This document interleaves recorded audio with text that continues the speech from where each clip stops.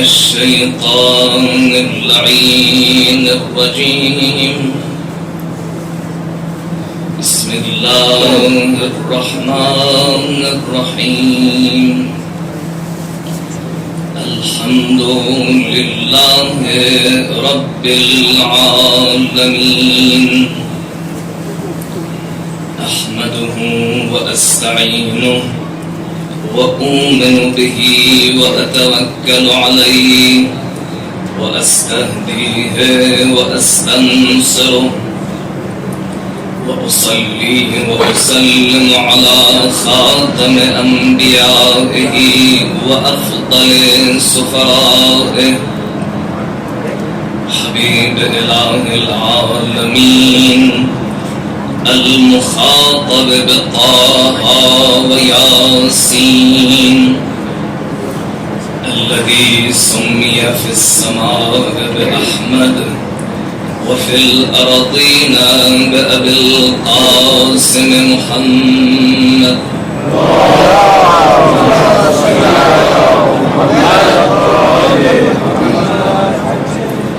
وعلى أهل بيته الطيبين الطاهرين المعصومين المظلومين الذين أذهب الله عنهم الرجس وطهرهم تطهيرا.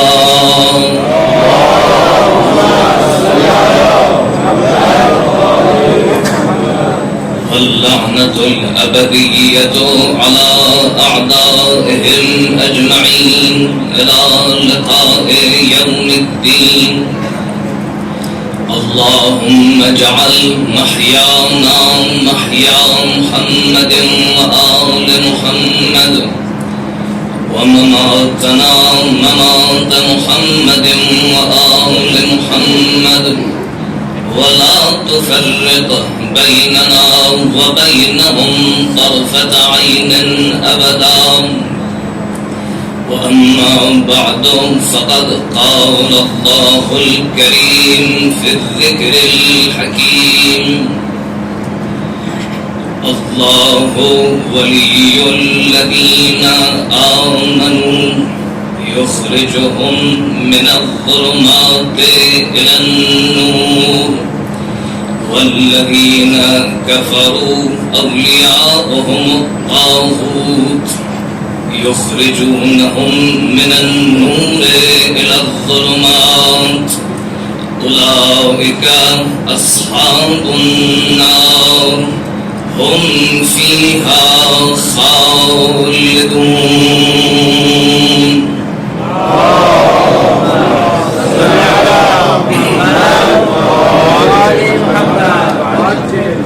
بزرگان محترم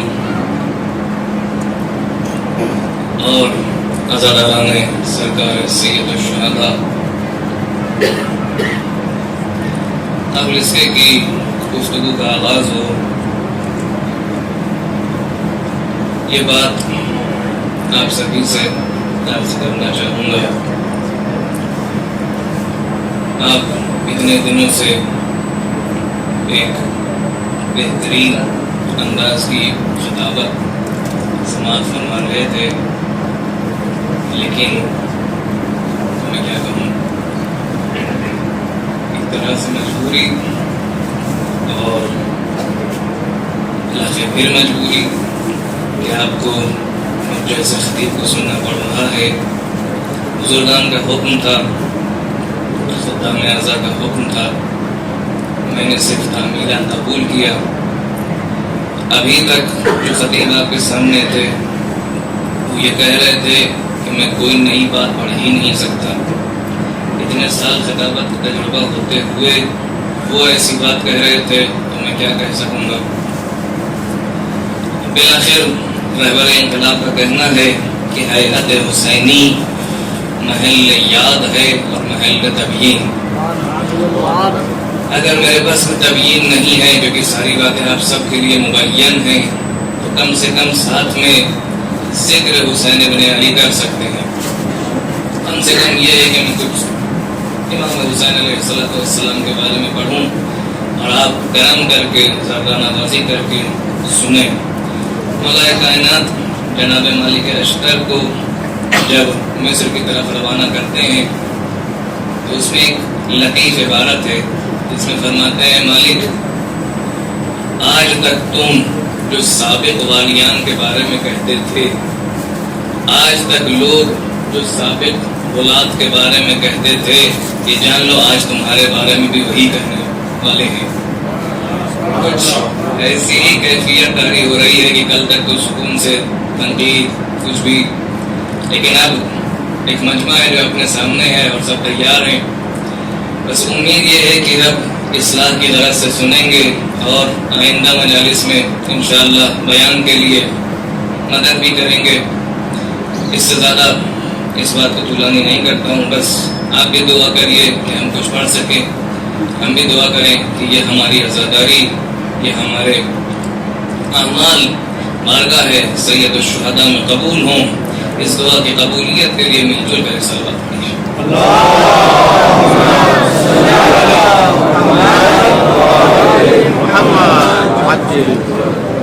اس آیہ کریمہ کی آپ کے سامنے تلاوت ہوئی ہے، مشہور و معروف آیت ہے، اللہ ولی الذین آمنوا یخرجہم من الظلمات الی النور۔ اللہ ایمان لانے والوں کا ولی ہے، انہیں ظلمتوں سے، تاریکیوں سے نور کی طرف خارج کرنے والا ہے، نور کی طرف خارج کرتا ہے۔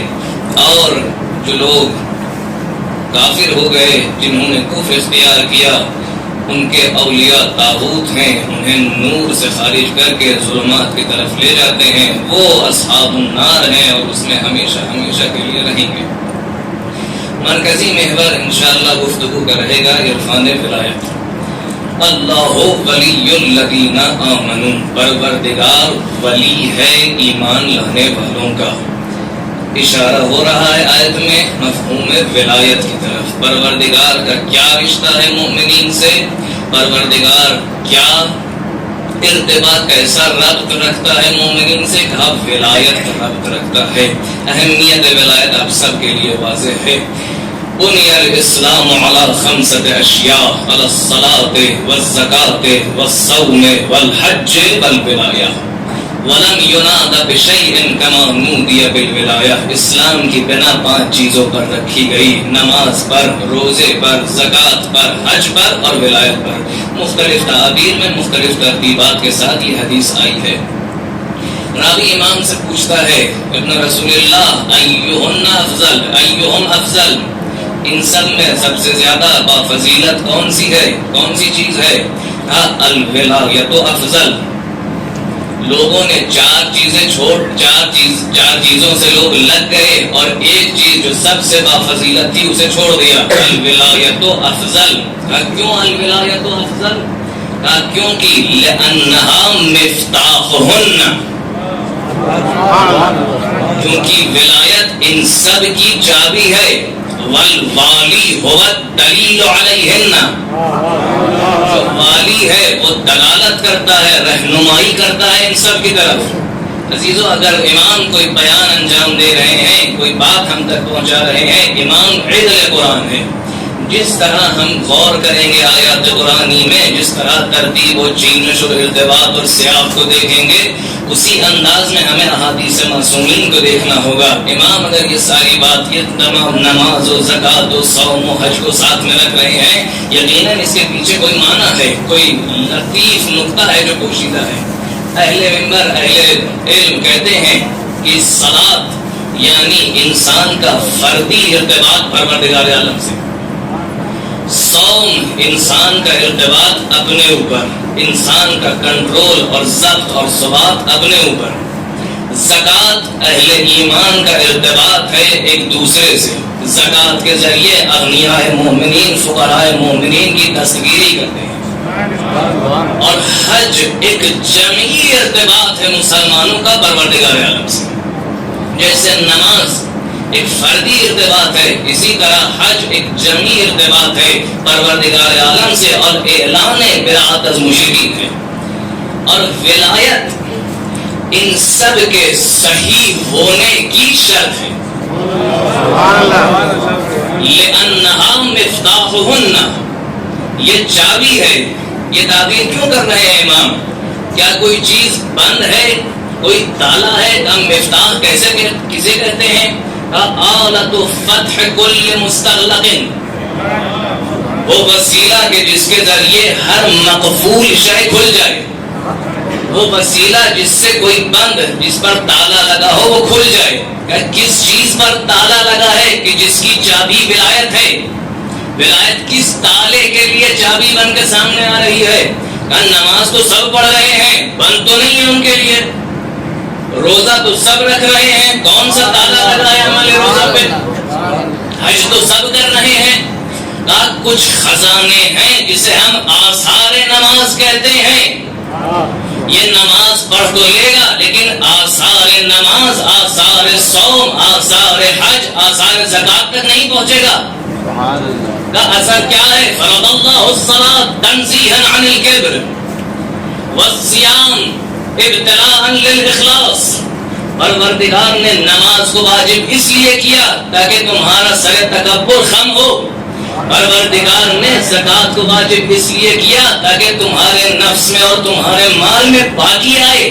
پروردگار نے صوم کو اس لیے واجب کیا تاکہ تمہارے اخلاص کا اندازہ لگے۔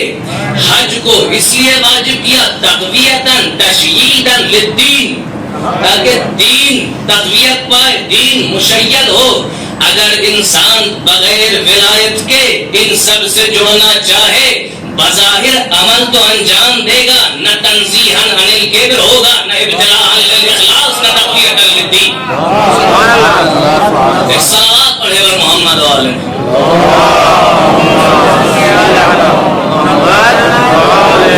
محمد عجل فرج على محمد وآل محمد اللهم صل على محمد وآل محمد۔ جو آثار پائے جاتے ہیں ان اعمال میں، وہ خزانے جس کی چابی ولایت ہے، وہ آثار تم کو نہیں ملیں گے، چاہے تم جتنی نمازیں پڑھ لو، چاہے جتنے روزے رکھ لو، چاہے جتنے بار حج کر لو۔ یہ صرف ہم نہیں کہہ رہے، پیغمبر کہتے ہیں لو ان عبدا عبد اللہ مثل ما قام نوح فی قومہ۔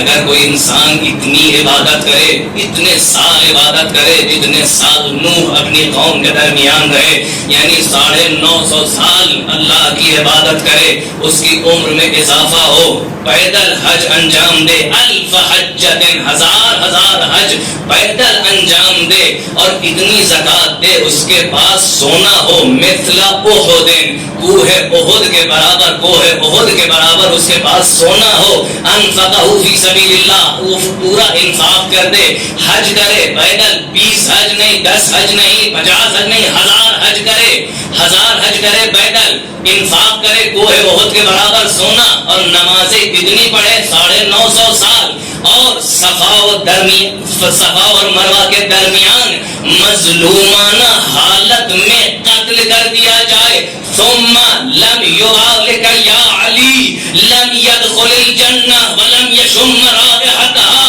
اے علی، اگر تمہاری محبت نہ رکھے، نہ جنت میں داخل ہوگا، نہ اس کی خوشبو اسے سنگائے۔ ایک صلوات پڑھے اور محمد والے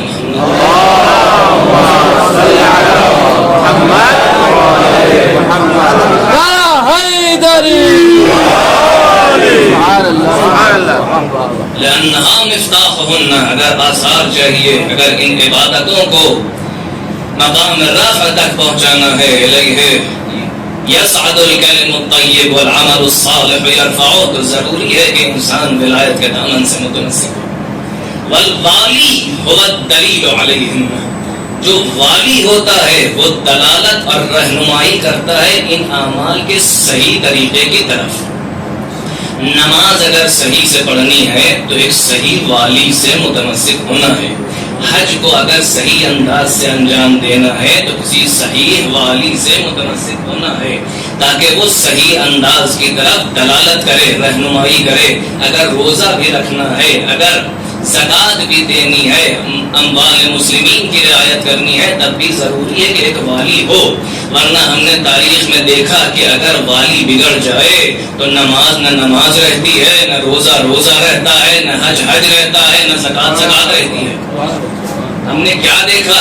ہم نے یہ دیکھا کہ حج حج کا ادارہ جب کسی خراب والی کے ہاتھ میں آیا تو حج کے بعض اراکین ایسے خراب کر دیے گئے کہ آئندہ خانوادے متزلزل ہو جائیں. حج کے اراکین میں ایسی خراب کاریاں کی گئی کہ آئندہ نسلیں خراب ہو جائیں. جب زکوٰۃ ان کے ہاتھ میں آئی تو مولا کائنات نے فرمایا یخزمون مولا اللہ خزمت الابل نبتۃ الربی. اموال الہی کو انہوں نے ایسے چبایا جیسے اونٹ علف بہاری کو چباتا ہے. مال خدا کو آپس میں بانٹنا شروع کر دیا بجائے یہ کہ یہ زکوٰۃ نمو رزق اور نمو مال کا باعث بنے. دولتن بین الاغنیاء بن گئی. کچھ لوگ اسی زکوٰۃ مسلمین کو ہڑپ کر خود غنی بن گئے. اسی زکوٰۃ مسلمین کو ہڑپ کر خود غنی بن گئے. دولتن بین الاغنیاء، دولتن بین الاغنیاء زکوٰۃ. اور نماز کا تو نہ پوچھے کیا حال ہوا.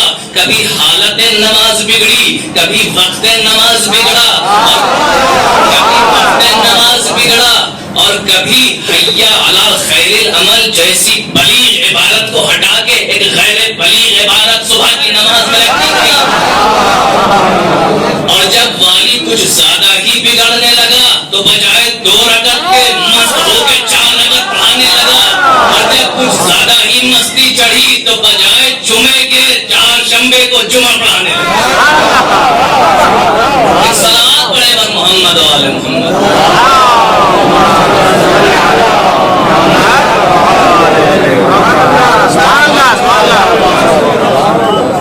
یہ ہے ولایت، یہ ہے ولایت کی اہمیت. اگر احکام الہی کسی حقیقی ولی کے پاس نہ ہو، کسی حقیقی ولی کے اختیار میں نہ ہو تو یہ حالت ہوتی ہے عالم اسلام میں. تو اگر ولایت کو سمجھنا ہے، شروع کرنا منطقی طور سے یہی ہے کہ انسان لغت ولایت سے شروع کرے.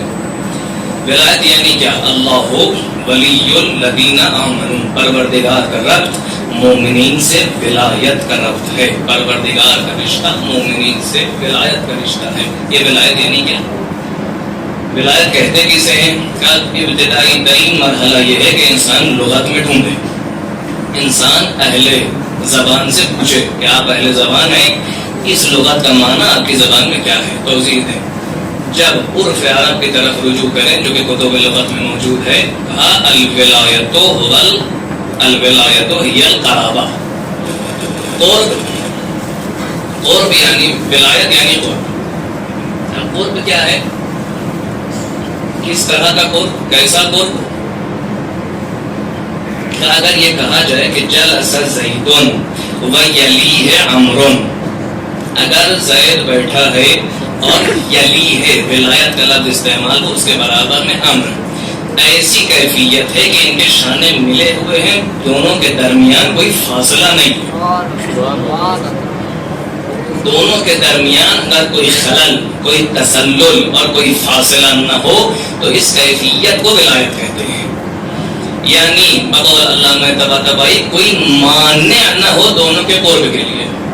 اگر مانع نہ پایا جائے اور دو شے بالکل ایک دوسرے سے قریب ہوں تو اسے کہا جاتا ہے ولایت. نماز میں ہمارے یہ کہا جاتا ہے موالات شرط ہے. موالات یعنی کیا؟ یعنی اجزاء نماز کے درمیان فاصلہ نہ ہو، ایک دوسرے کے قریب ہوں. ولایت یعنی قریب ہونا. اور ظاہر سی بات ہے، آپ سب مجھ سے بہتر جانتے ہیں کہ ہر زبان میں لغت پہلے کسی محسوس معنی کے لیے وضع ہوتی ہے اور دھیرے دھیرے معنوی اور معقول معنی کے لیے استعمال ہوتی ہے. جیسے لفظ نور.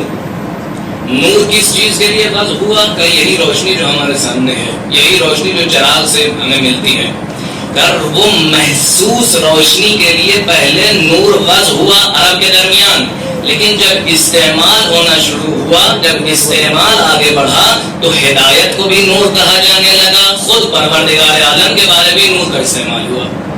تو محسوس معانی سے شروع ہوتا ہے اور معقول معانی اور معنوی معانی تک پہنچتا ہے.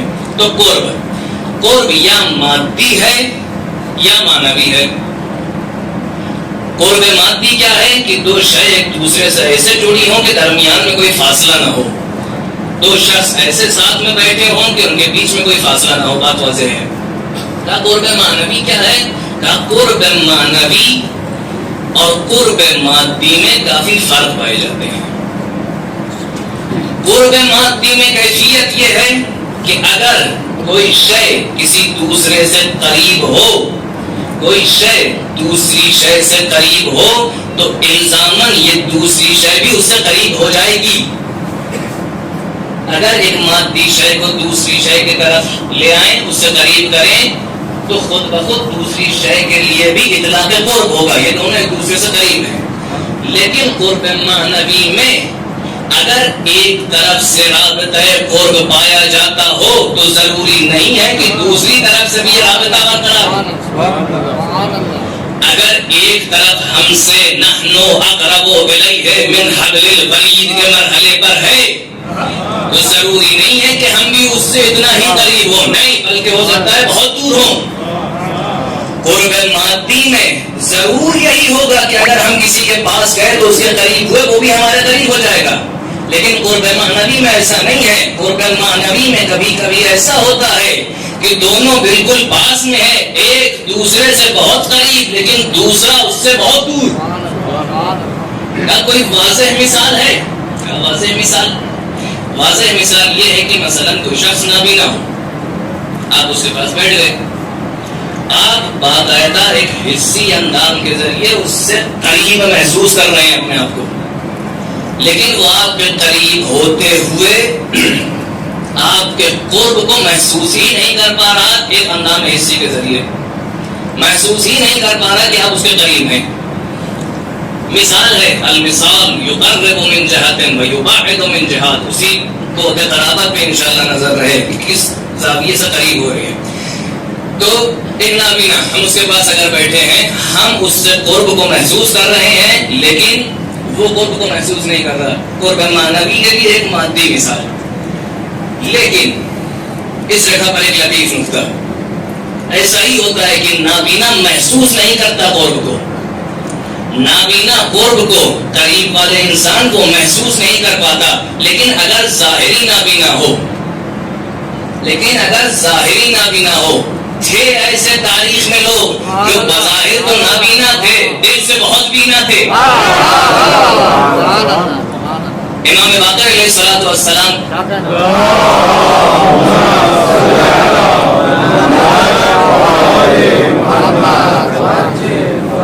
اپنے کسی صحابی سے کہتے ہیں کہ تم یہاں کھڑے ہو جاؤ اور جتنے لوگ گزر رہے ہیں ان سے پوچھو کیا تم نے آج جعفر ابن محمد کو دیکھا کہ نہیں. اور خود امام نے کچھ ایسا تصرف انجام دیا تھا کہ جس کی وجہ سے لوگ انہیں دیکھ نہیں پا رہے تھے. یہ بات دوسروں کے لیے عجیب ہوتی ہے، محبان آل محمد کے لیے عام سی چیز ہے. راوی کہتا ہے کہ میں کھڑا ہو گیا، امام میرے برابر میں ان کو دیکھ پا رہا ہوں، باقی لوگ نہیں دیکھ رہے. میں ہر کسی سے پوچھ رہا ہوں حل رأیت اليوم جعفر ابن محمد؟ نہیں، ہم نے نہیں دیکھا. کیا تم نے امام باقر کو نہیں دیکھا؟ کہ نہیں دیکھا، جبکہ امام نہیں دروازے مسجد کے پاس کھڑے ہیں. خود امام نے اشارہ کیا کہ اس سے بھی پوچھو. اشارہ مشار الیہ کون تھا؟ کہا دیکھا ہارون مکفوف. ہارون مکفوف وہ شخص ہے جو نابینا ہے، جو دیکھ نہیں سکتا. امام کہہ رہے ہیں اس سے پوچھو. جو ابھی تک دیکھ سکتے تھے وہ کہہ رہے ہیں ہم نے امام کو نہیں دیکھا. اب جو نابینا ہے اس سے کہہ رہے امام اس سے بھی پوچھو. کہنے لگے میں قریب گیا، میں نے کہا ہے ہارون مکفوف، کیا تمہیں پتا ہے جعفر ابن محمد کہاں ہے؟ کہتا الیس ہوا بقائم، وہ یہیں تو کھڑے ہیں، یہ سامنے ہی تو کھڑے ہیں. کہا تمہیں کیسے پتا؟ تمہیں تو دکھائی بھی نہیں دیتا. کہا کیف لا اعلم وهو نور ساطع. ایک صلوات پڑھے بر محمد و آل محمد.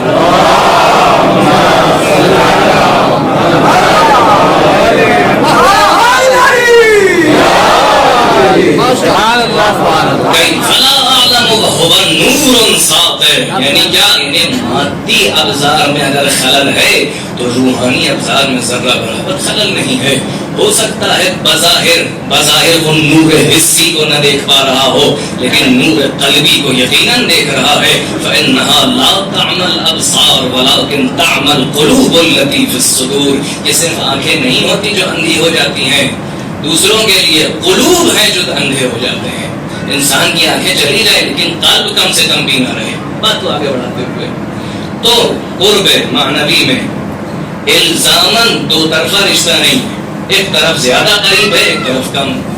اور بھی مثالیں, ماں کی محبت دیکھیے, بچہ پہلے مہینے تک یہ جانتا ہی نہیں ہے میں کون ہوں, وہ کون ہے, دنیا کون ہے, میں ہوں کیا چیز, کچھ نہیں جانتا, لیکن ماں اس سے زیادہ قریب ہوتی ہے. ماں اس کو اس سے بہتر پہچانتی ہے, ماں اس سے قریب ہے, وہ اپنے آپ سے بھی دور ہے. یہ کیفیت ہم دیکھتے ہیں. اور واضح تر مثال کہ جس سے قرب معنوی اور قرب مادی سمجھ میں آئے, من عرف نفسه فقد عرف ربه. اپنے آپ کے نفس کے حالات پر نظر کرو, یہ مفاہیم واضح ہوتے چلے جائیں گے. حالات پر نظر کریں, ایک مخلوق ذہنی کا تصور ہو, ایک انسان ہم نے اپنے ذہن میں بنا لیا, ایک انسان ایک جگہ پر ہم نے اپنے ذہن میں تصور کر لیا, یقیناً یہ خلق ہے, ہم نے خلق کیا اپنے ذہن میں, کیونکہ امام کہتے ہیں کہ جو بھی تم ذات خدا کے بارے میں تصور کرتے ہو مخلوق لکم. ہم نے خلق کیا اپنے ذہن میں ایک شخص کو جو مثلا کسی ایک باغ میں ہے. وہ شخص ہم سے دور ہے یا ہم سے نزدیک؟ کا اتنا نزدیک ہے جیسے ہمارے وجود کا ایک جز, کیونکہ ہمارا ہی کیفیت نفسانی ہے, ہمارے تخیلات, ہمارے افکار ہمارے ہی کیفیت نفسانی ہے. کا اتنے قریب کہ جیسے ہمارا جز.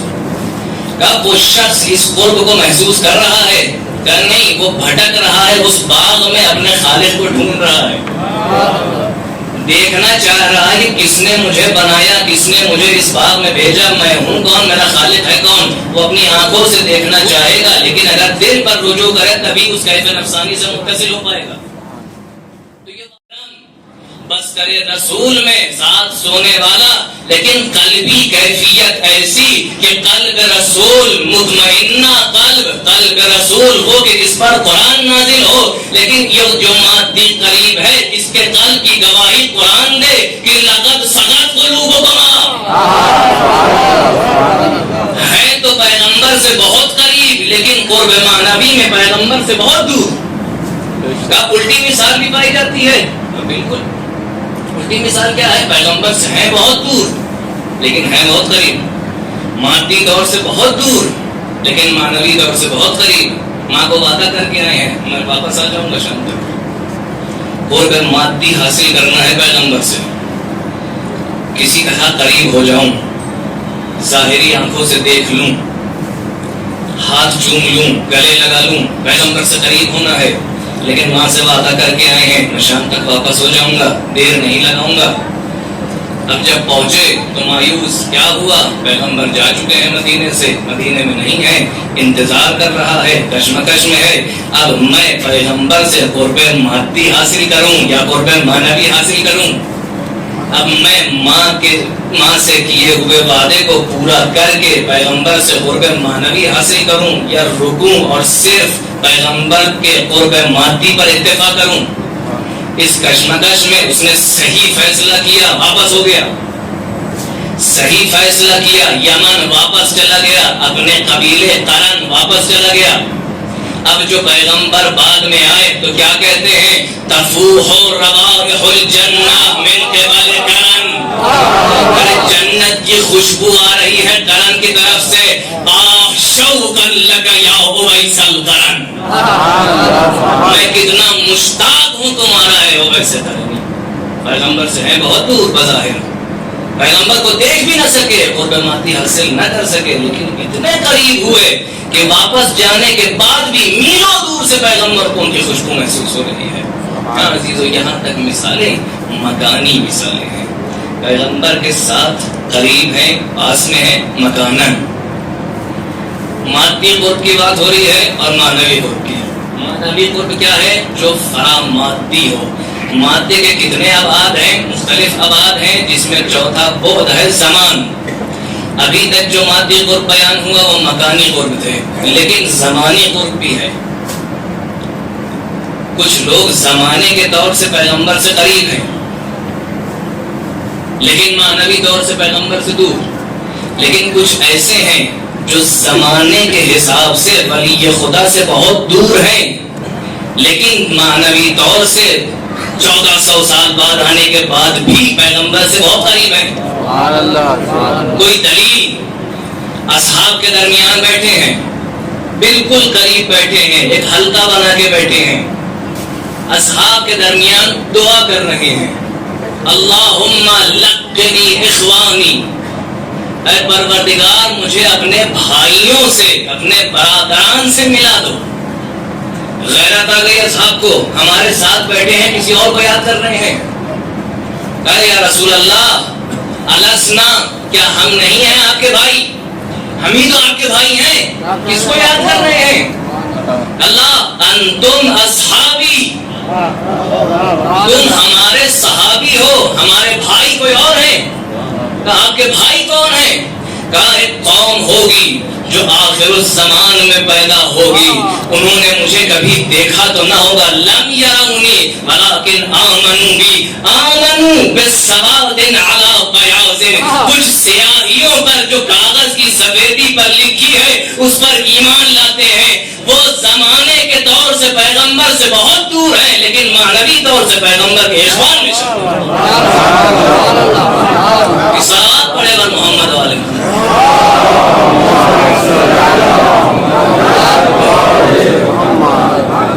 جنگ جمل کے بعد ایک شخص مولا کائنات کے پاس آتا ہے، اے امیر المومنین مجھے بہت خوشی ہوئی آپ کی فتح و کامیابی سے، کاش میرا بھائی بھی یہاں ہوتا.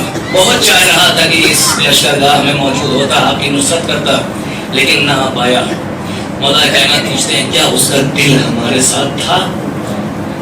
کیا اس کا ہوائے دل ہمارے ساتھ تھا؟ کہا بالکل، وہ چاہ رہا تھا کہ بس آپ کے ساتھ رہے اور آپ کی نصرت کرے. فقد شہد معنا، وہ ہمارے ساتھ ہے. کہا وہ آپ کے ساتھ ہے، وہ آیا بھی نہیں یہاں تک. نہیں، وہ آنا چاہ رہا تھا، زمانے کی مجبوریوں نے اسے روک لیا. اگر مجبوریاں نہ ہوتی تو وہ ہمارے عسکر میں ہوتا، تو پھر ہمارے عسکر میں ہے. تعجب بہت زیادہ ہو رہا ہے پوچھنے والوں کو، لیکن تعجب مولا کائنات بڑھا رہے ہیں. لقد شہد فی عسکرنا ھذا، اسی لشکر میں جو جمل میں سن 36 ہجری میں ان منافقوں سے لڑ رہا ہے، اسی لشکر میں شاہد رہے، یعنی حضور پیدا کر چکے. ماضی نقلی ہے، لقد شہدنا اقوام فی اصلاب الرجال وارحام النساء، کچھ ایسی قومیں ہیں جو ابھی اصلاب رجال میں ہیں اور اپنی ماؤں کے شکم میں ہیں. سیرعف بہم الزمان، زمانہ انہیں دھیرے دھیرے ابھارے گا. سیرعف بہم الزمان ویقوی بہم الادیان، اور دین انہی کے ذریعے تقویت پائے گا. کس کی بات کر رہے ہیں مولا کائنات؟ آخر الزمان میں کچھ ایسے لوگ آئیں گے، نہ علی کو دیکھا ہے، نہ علی کا چہرہ دیکھا ہے، نہ علی کی خوشبو محسوس کی ہے، لیکن عسکر علی میں، لشکر علی میں موجود ہیں. کہا کس کی بات کر رہے ہیں ہمیں نہیں معلوم، لیکن ایک شہید ہے جو خود کہتا ہے، سید شہیدان اہل قلم کہتا ہے کہ آج کے شہداء سید الشہداء کے اصحاب آخر الزمانی ہیں. صلوات پڑھے بر محمد والے محمد.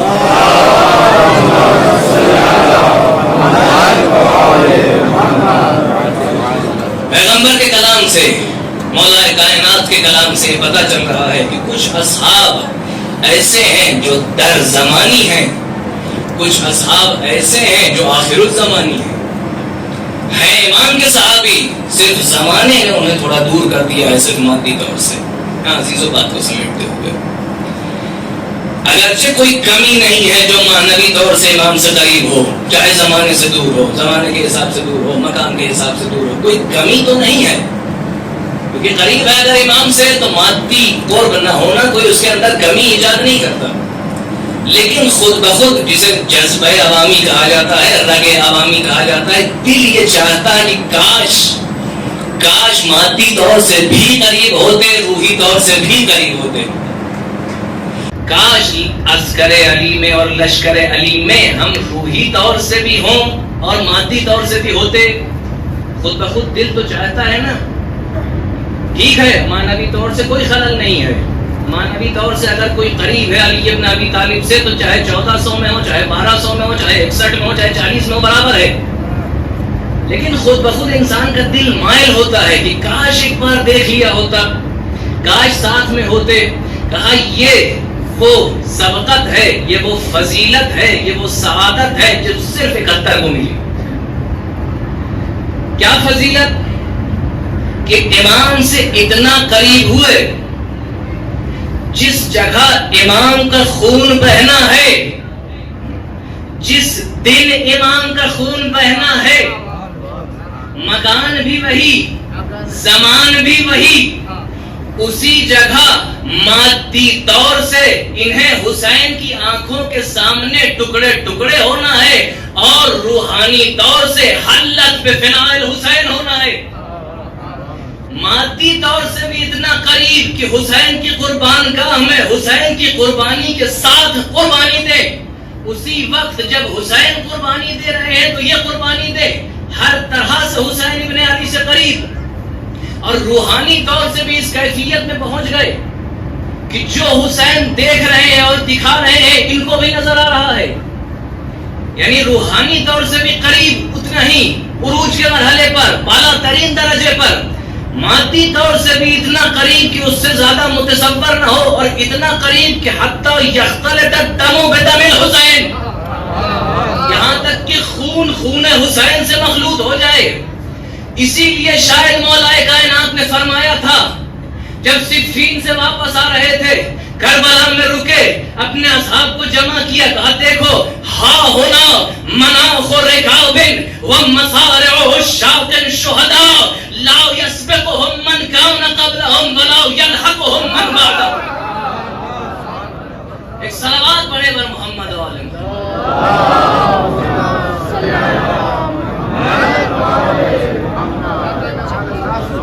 نہ ایسی سعادت ان سے پہلے کسی کو ملی ہے، نہ ان کے بعد کسی کو ملنے والی ہے۔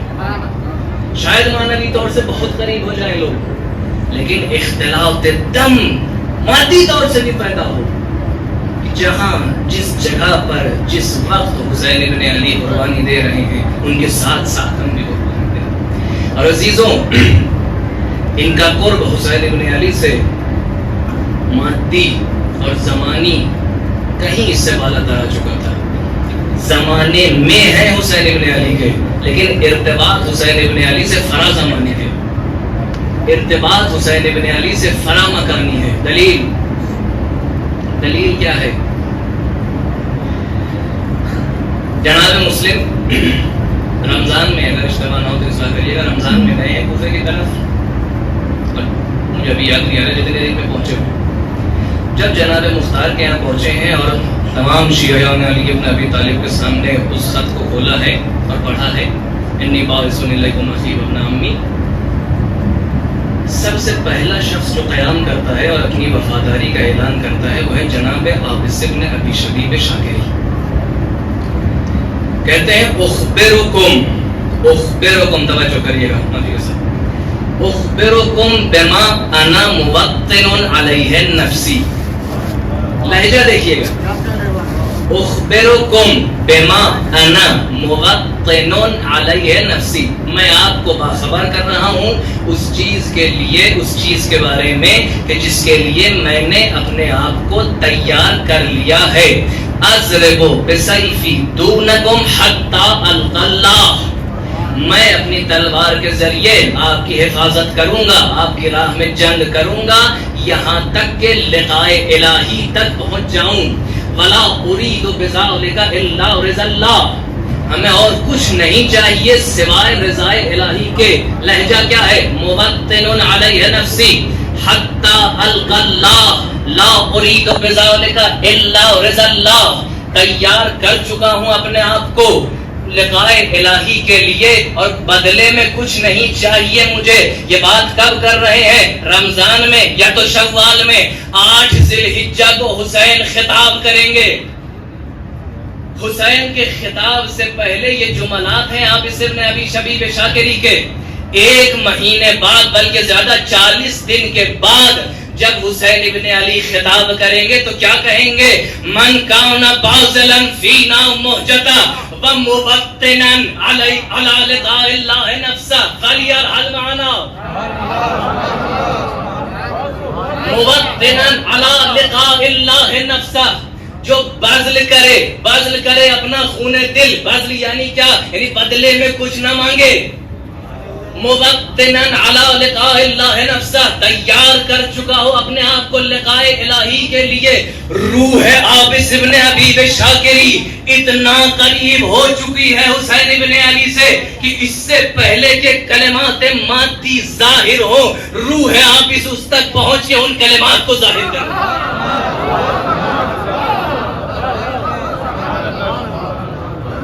صلوات پڑھیں بر محمد والے.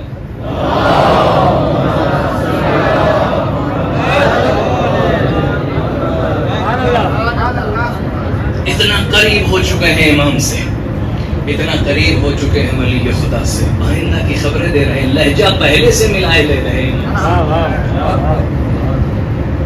جناب حبیب ہے کوفے میں اپنے گھوڑے پر سوار جا رہے ہیں، کہیں سامنے سے میسا مارتے ہیں. 2 محب علی اتنا ایک دوسرے سے قریب ہوئے کہ راوی کہتا ہے گھوڑوں کی گردنیں ایک دوسرے سے مل گئی. پہلو کو دریدہ کیا جا رہا ہے، اس کی زبان پشت گردن سے نکالی جا رہی ہے صرف اس جرم میں کہ وہ علی کا چاہنے والا ہے. میسم سے کہہ رہے ہیں. قرب دیکھیے، میسم جواب دیتے ہیں اے حبیب میں بھی ایک سرخرو بوڑھے کو دیکھ رہا ہوں، میں بھی ایک سرخرو بوڑھے کو دیکھ رہا ہوں جو فرزند رسول کی حمایت میں مارا جائے گا. اس کا سر نیزے پر اسی کوفے میں پھرایا جائے گا. 2 محب علی مادیاً قریب ہے، ایک دوسرے کے بات کر رہے ہیں اور باتوں سے قرب معنوی کی بھی خوشبو آ رہی ہے. لوگ دیکھ رہے ہیں، انگشت بدندہ ہیں کہ کیسی باتیں ہو رہی ہیں. کہا تم دونوں جھوٹے ہو. عباد الرحمن الذین یمشون علی الارض اذا خاطبهم الجاہلون قالوا سلاما. تم جھوٹ جانے دو. چلے گئے. کچھ دیر کے بعد رشید حجری ہے. اے رشید تم نے دیکھا یہ دونوں بہت عجیب عجیب باتیں کر رہے تھے. ہم نے کہا جھوٹے ہو. کیا کہا؟ کہ حبیب نے یہ کہا اور میسم نے یہ کہا. کہا ان سے کچھ باتیں رہ گئیں، ان کو یہ بھی کہنا چاہیے تھا کہ جو حبیب کا سر لائے گا اسے 100 درہم زیادہ ملے گا. انت اکذب منہما. کیا ہے یہ کیفیت؟ امام سے اتنا قریب ہو چکے ہیں، علم بلایا اور منایا کو بتا رہے ہیں. ہاں عزیزو انہی لوگوں کا ذکر کریں کہ جو حلت بفناء الحسین ہو گئے. حلت بفناء الحسین، کچھ باقی نہ رہا ان کے اندر. ایسا محبت حسین ابن علی میں غرق ہو چکے، ایسا محبت حسین میں مستغرق ہو گئے کہ راوی روایت میں ان کے بارے میں ملتا ہے کہ لم یجدوا علم مس الحدید. آہن کی گرانی کا جو زخم ہوتا ہے، لوہے کی دھار کا جو زخم ہوتا ہے، اس کا درد محسوس ہی نہیں کرتے. غرق ہو چکے ہیں حسین ابن علی میں. مختلف انداز سے جناب عابس ابن ابی شبیب شاکری کے سامنے بات ہوئی. جناب عابس کی سے شروع کرتے ہیں. جناب عابس کچھ خطوط لائے، مولائے سرکار سید الشہداء کے پاس اور امام کے ساتھ ہو گئے، یہاں تک کہ کربلا میں پہنچے. اب اصحاب حسین کیا دیکھ رہے ہیں؟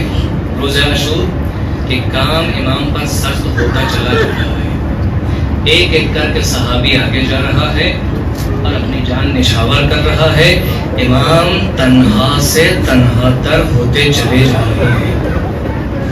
ہر صحابی کے اوپر یہ بات بہت گراں گزر رہی ہے، لیکن کرے تو کیا کرے؟ جو بھی دیکھ رہا ہے کہ حسین ابن علی نرغہ ادا میں تنہا ہو گئے، جب اس کا دل تاب نہیں لا رہا ہے تو امام کے پاس آتا ہے. اسی طرح جناب عابس ابن ابی شبیب شاکری کیا کہتے ہیں؟ دیکھتے ہیں جناب شوذب میدان میں کھڑے ہیں. شوذب سے پرانی دوستی ہے عابس کی. عابس شوذب کے پاس جاتے ہیں اور کہتے ہیں اے شوذب کیا خیال ہے؟ عزیزو وتواصوا بالحق بالحق وتواصوا بالصبر. ایک دوسرے کو اصحاب سید الشہداء تواصی حق و صبر کر رہے ہیں. اے شوزب کیا ارادہ ہے؟ کچھ نہیں حافظ، جب تک اس بدن میں رمق ہے، جب تک جان ہے، تب تک حسین ابن علی کا دفاع کرتا رہوں گا.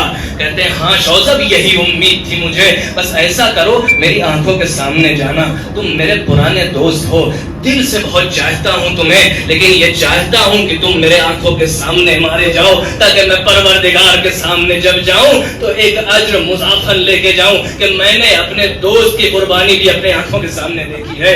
جناب شوزب جاتے ہیں، اللہ کی راہ میں قربان ہو جاتے ہیں. اب جب دیکھتے ہیں جناب عابس کہ ہماری باری ہے، امام کے پاس جاتے ہیں، امام کے سامنے کھڑے ہوتے ہیں. ہاں عزیزو، قرب معنوی اور قرب مادی دیکھو، امام سے قریب ہوتے ہیں. امام کے سامنے جا کے عرض کرتے ہیں یا ابا عبداللہ ما انسا علی ظہر الارض قریب ولا بعید.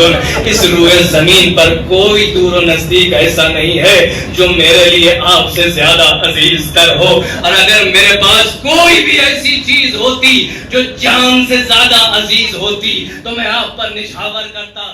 آپ جب سلام کرتے ہیں تو اس امید میں ہوتے ہیں کہ کاش یہ سلام حسین تک پہنچ جائے. ہم اور آپ جب سلام کرتے ہیں تو صرف ایک گنبد و مینار ہے جو ہمارے ذہن میں تصور کے طور پر آتا ہے، لیکن آپ اس کی ایک زیارت کو دیکھیے، آخری زیارت کر رہا ہے زندگی کی. حسین بنفس نفیس موجود ہے، حسین کے سامنے سر کو خم کر کے کہہ رہا ہے السلام علیکم یا ابا. حسین سے خدا حافظی کی میدان میں آئے، میدان کی طرف بڑھ رہے تھے کہ ایک نلون نے پہچان لیا. جب پہچان لیا تو اپنے گھوڑے کو صفوں سے باہر لاتا ہے، صفوں کی طرف مڑ کے کہتا ہے اے لوگو ھذا اسد الاسود. یہ شیروں کا شیر ہے، یہ شیروں کا شیر ہے، اکیلے اس کے مقابلے مت جانا ورنہ فوراً فی النار ہو جاؤ گے. جناب عابس میدان میں آتے ہیں، فرماتے ہیں، زور سے نعرہ لگاتے ہیں الا رجل، کیا کوئی مرد نہیں ہے جو میرے سامنے آئے؟ الا رجل، کوئی سامنے نہیں آتا. جب لشکر کی اس بزدلی کو دیکھتے ہیں تو ایک مرتبہ اپنا خود اتارتے ہیں، اپنی زرہ اتارتے ہیں اور کہتے ہیں الا رجل، اب تو سامنے آ جاؤ. اب نے میرے پاس کوئی اسلحہ دفاعی بھی نہیں ہے، کوئی سامنے نہیں آتا ہے. ایک مرتبہ 200 لوگوں کا لشکر، 200 لوگوں کا ہجوم ہوتا ہے جناب عابس پر. راوی کہتا ہے میں نے اپنی آنکھوں سے دیکھا کہ ایک شیر کی طرح عابس حملہ کر رہا تھا اور اس کے سامنے سے 200 لوگ بھیڑوں کی طرح بھاگ رہے تھے. جب دور ہوئے اور یہ جان گئے کہ اب قابو نہیں پایا جا سکتا تو عابس کو گھیرا، دور سے کھڑے ہو کر پتھر برسانا شروع کیا. دل چھوٹا مت کرنا عابس، تم قریب ہوتے جا رہے ہو حسین سے، شبیہ ہوتے جا رہے ہو حسین سے. ارے کوئی ہوگا کہ جب نیزے پر تکیہ کرے گا، کچھ دیر سانس لینا چاہے گا. رما ہو رجل بحجر، ارے پتھر برسانا شروع ہو. عزیزو پتھراؤ شروع ہوا، عابس زخمی ہوئے، یہاں تک کہ شانے ٹوٹ گئے. لوگوں نے گھیر لیا، جس طرح کفتار ایک لاش کی طرف لپکتے ہیں اس طرح عابس کو گھیر کے سب نے مارنا شروع کیا. ایک مرتبہ اس مجمع کے درمیان سے عابس کا سر نمودار ہوا، لوگوں میں لڑائی ہو گئی. ہم نے عابس کا سر قلم کیا ہے، کوئی کہہ رہا ہے ہم نے عابس کا سر قلم کیا ہے، انعام ہمیں ملنا چاہیے. عمر سعد خود سامنے آتا ہے، اے لوگوں دور ہو جاؤ، یہ جھگڑا بند کرو. عابس اس ذات کا نام ہے کہ جس کا سر کوئی اکیلا قلم نہ کر سکتا. ہاں عزیزو، جتنا ہم نے دیکھا 200 لوگ اس کے عابس کے اوپر گرے، 200 لوگ کا ازدحام ہوگا. ہاں عابس تم بھی سید الشہداء کی طرح ہو گئے، بس فرق اتنا ہے یزدلف علیک 30,000 رجلا، 30,000 کا مجمع ہوگا جو حسین پر ٹوٹ پڑے گا. پھر تدن بالسیوف، پھر تدن بالرماح، اور پھر تدن بالخشب.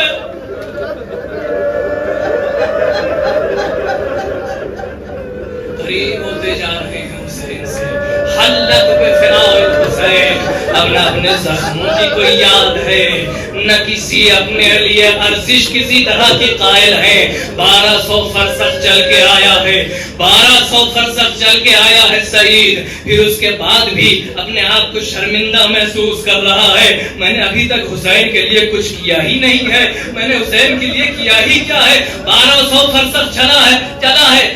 پاؤں میں چھالے ہیں، ہر طرح کی تھکن ہے، لیکن اپنے آپ کو شرمندہ محسوس کر رہا ہے۔ ایک مرتبہ دیکھتا ہے کہ وقت ظہر قریب ہے، امام کھڑے ہوئے نماز کے لیے، یا اپنا رسول اللہ میں آگے کھڑا ہو جاؤں، آپ سکون سے نماز پڑھیے۔ ایک موقع ملا امام کے لیے کچھ کرنے کے لیے، سامنے کھڑا ہو گیا۔ اب جو تیر آ رہا ہے، کبھی ہاتھ پر روک رہا ہے، کبھی اس ہاتھ پر روک رہا ہے، کبھی سینے پر روک رہا ہے، ہاتھوں کی رمق ختم ہو گئی، تیر آر پار ہو گئے، دوسرے ہاتھ کی رمق ختم ہوئی، تیر آر پار ہو گئے، ہاتھ ٹوٹ چکے ہیں، سینہ زخمی ہے، پسلیاں ٹوٹ چکی ہیں، لیکن ابھی حسین کی نماز باقی ہے۔ ایک مرتبہ کیا دیکھا، آخری تیر ہے جو حسین کی طرف آ رہا ہے، کروں تو کیا کروں، ہاتھ اٹھ نہیں رہے۔ ایک مرتبہ اپنے منہ کو تیر کے ساتھ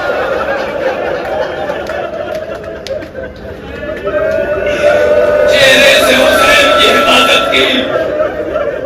ایک مرتبہ آپ اس گرے، حسین نے اپنے دامن میں لیا، کیا کہو گے آپ اس؟ کچھ نہیں، میں ابھی بھی کوئی منت نہیں کروں گا، میں شرمندہ ہوں۔ اب افائی تو بیعتی ابن رسول اللہ، میں نے وفا کی حسین، آپ مجھ سے راضی ہو گئے۔ عزیزو، آخری لمحوں میں عزیز ترین یاد آتے ہیں، آخری لمحوں میں اپنے محبوب ترین یاد آتے ہیں۔ بوڑھا صحابی ہے، شیخ ہے، انصار حسینی کے درمیان میدان میں جاتا ہے، کچھ دیر لڑتا ہے، زمین پر گرتا ہے، حسین ابن علی بالا سناتے ہیں، من المؤمنین رجال صدقوا ما عاهدوا اللہ علیہ کی تلاوت کرتے ہیں، اور پھر پرانا دوست سراہنے بیٹھتا ہے، اے مسلم ابن اوسجا، یقیناً میں کچھ دیر کے بعد تم سے ملحق ہو جاؤں گا، لیکن دوستی کی اقتضا یہ ہے کہ جو تم چاہو مجھ سے وصیت کرو، جتنا میرے بس میں ہوگا میں ضرور انجام دوں گا، جو چاہو مجھ سے وصیت کرو، میں تم سے آخری وصیت سننا چاہتا ہوں۔ ارے مسلم ابن اوسجا 90 برس کا بوڑھا انسان کسی چیز کے بارے میں نہیں سوچ رہا، بے رمق ہاتھ کو اٹھاتا ہے، کہتا ہے اسی کا بہاد الرجل ان تموت دونہ، میں تمہیں وصیت کرتا ہوں اس شخص کے لیے، اس مرد کے لیے جان دے دینا۔ حبیب کا لہجہ سنیے، کہتے ہیں افعلوا ورب الکعبہ، خدا کعبہ کی قسم کہ یقیناً میں اس کام کو انجام دوں گا۔ افعلوا ورب الکعبہ، کتنا آشنا لہجہ ہے، رب کعبہ کی قسم کھانے والا علی ابن ابی طالب، ادھر حبیب آخری لمحوں میں رب کعبہ کی قسم کھا رہے ہیں۔ اور ایک مرتبہ کیا دیکھتے ہیں، نماز کے وقت کوئی شخص حسین کی توہین کرتا ہے، اے حسین تمہاری نماز قبول نہ ہوگی کیونکہ تم خارجی ہو۔ غیرت حبیب کو جوش آ جاتا ہے، ارے میرے محبوب کی توہین، اے شخص سنو، کیا فرزند رسول کی نماز قبول نہ ہوگی اور تجھ جیسے شرابی کی نماز قبول ہوگی؟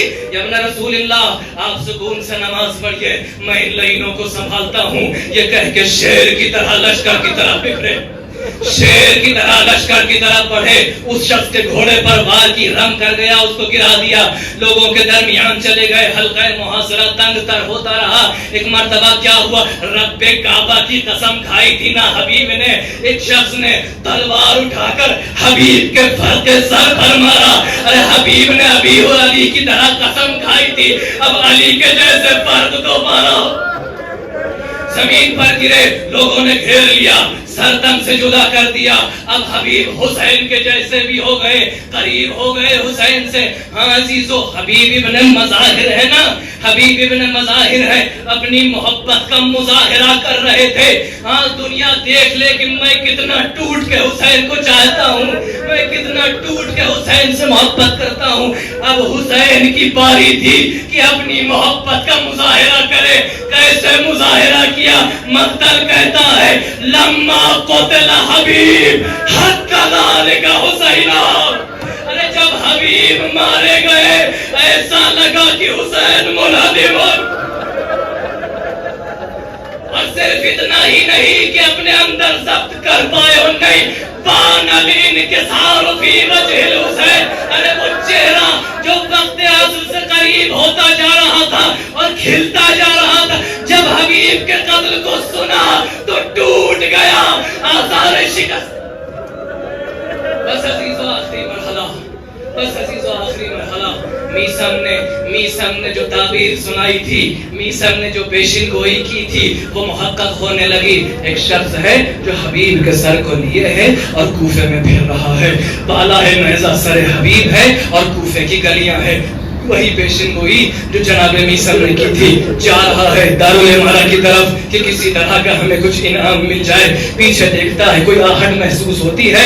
اے بیٹا میرے پیچھے پیچھے کیوں آ رہے ہو؟ ایک جوان ہے جو پیچھے پیچھے آ رہا ہے. کہا کچھ نہیں لاش ہے، کچھ نہیں ہے. کچھ دور اور آگے بڑھا، پھر آہٹ محسوس ہوئی. اے جوان میرے پیچھے پیچھے کیوں آ رہے ہو؟